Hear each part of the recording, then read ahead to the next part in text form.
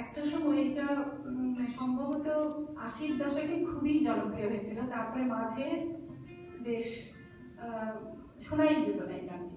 এখন আবার রবীন্দ্রনাথের ২০০ বছরের যে একটা মাউন্টেন্স ছিল সেইটা উঠে যাওয়ার পরে এটা অনেক লিভিং স্টিলস আছে, যেটা আসলে উচিত নয়।